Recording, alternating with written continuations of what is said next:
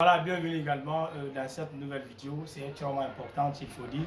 Nous avons fait déjà également le cours sur Bari-Centre 2.1 à travers la formule de construction. Et voilà, nous allons essayer de faire également cet exemple par rapport également à la formule de construction que nous avons démontrée à travers les calculs mathématiques. Et voilà, rappelez aussi que je vais donner ici la formule de construction encore une fois.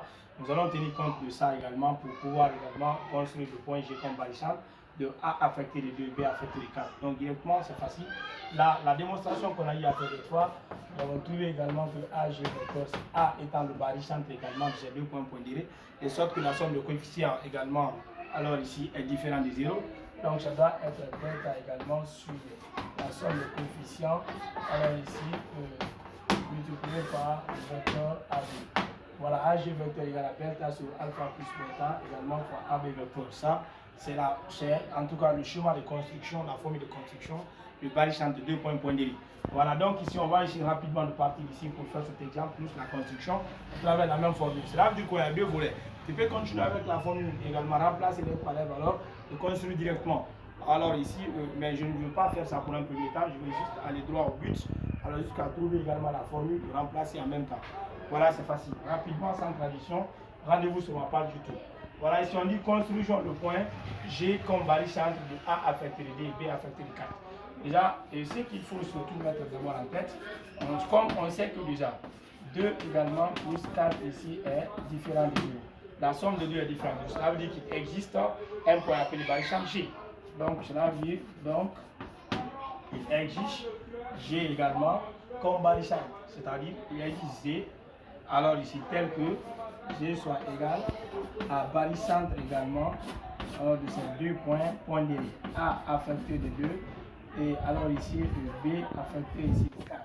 Même c'est vrai qu'on va encore simplifier, mais on va simplifier tout de suite. Maintenant rapidement avec ici la formule, on va les deux c'est à multiplier également. Les coefficients respectifs seront multipliés également par alors ici les points de blanc par rapport également au G comme étant Bari-Centre. C'est-à-dire le point de Bari-Centre.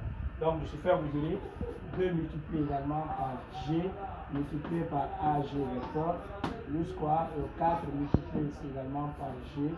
Alors GB vecteur égale à 1 vecteur. Ça, vous avez ça déjà. Donc directement, on peut simplifier ici également. Alors ici, 2 directement. Donc pour cela, on va trouver que GA vecteur ici plus 2 fois GB vecteur. Alors ici égal à 1 vecteur.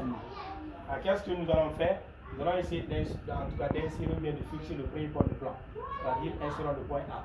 Pour ce faire, on dit insérons le point A. Voilà, pour insérer le point A, rapidement, je vais reprendre la relation. GA vecteur plus quoi 2 fois G de vecteur ici, alors égal à vecteur U. Donc, je insère le point A. Mais déjà, nous avons expliqué lors, n'est-ce pas, du coup, que insérer le point A ici n'a pas d'utilité. Parce que là, on va trouver toujours la même chose. Donc, de ce fait, on va rester optimiste ici. GA vecteur plus 2 fois facteur. Donc, ça sera GA vecteur par là, plus ici quoi, AB vecteur, ici égal à 1 vecteur. Donc, de ce fait, alors ici, GA vecteur plus 2 fois GA vecteur plus 2 fois AB vecteur, ici égal à 1 vecteur. La somme de lui déjà c'est connu. Donc, on aura 3 GA vecteur plus ici 2 fois AB vecteur, ici égal à 1 vecteur. Donc, rapidement, j'envoie ça en ce moment.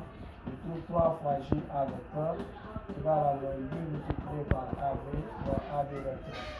Or, on sait également que,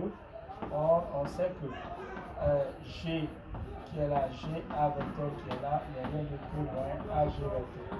Lorsque sur le vecteur il y a un changement de position, c'est-à-dire l'origine devient l'extrémité, l'extrémité devient l'origine, donc il y a un changement de signe obligatoirement.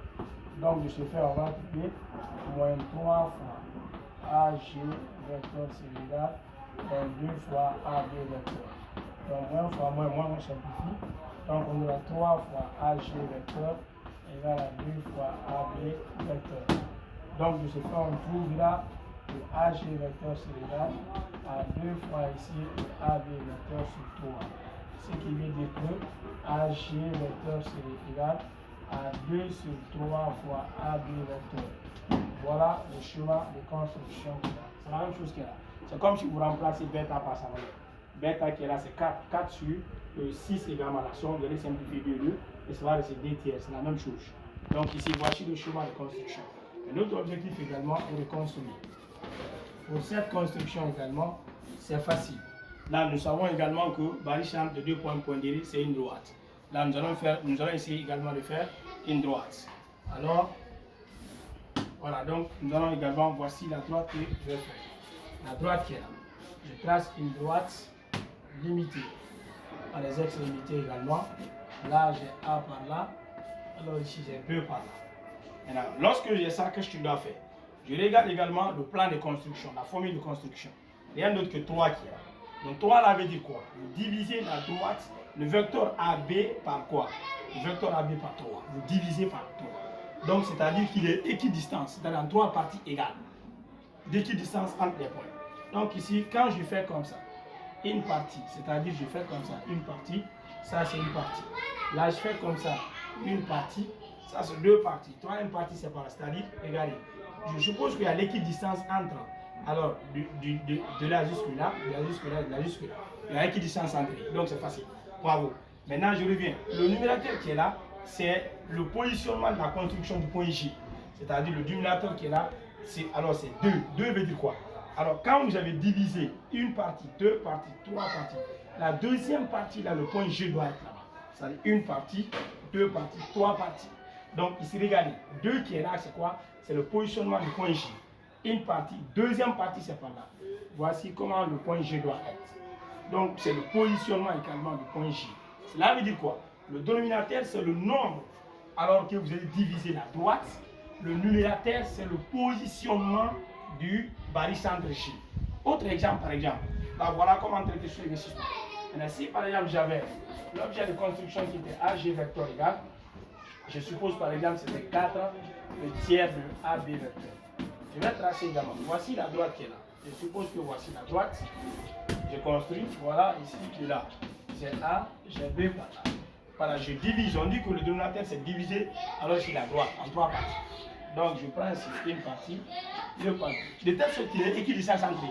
Donc une partie, 2 parties, 3 parties. Maintenant on dit, alors 4 qui est là, on dit que là-bas doit être le point J. Mais regarde, quand je compte une partie, 2 parties, 3 parties. Donc cela veut dire que le numérateur est supérieur au dénominateur. Donc la quatrième partie doit également être devant. Donc cela veut dire qu'il faut aussi alors dimensionner alors en équidistance de là, c'est-à-dire la même mesure de là jusque là, jusque là. Donc il faut qu'il ait le même mesure. Alors je fais alors une de ça ici encore. Donc voilà, ici 1, 2, 3, 4. Quatrième partie, voici. Le point G doit être là. Voilà, donc c'est voilà comment on le fait. Et si c'était négatif également, ça va être de l'autre côté. Voilà.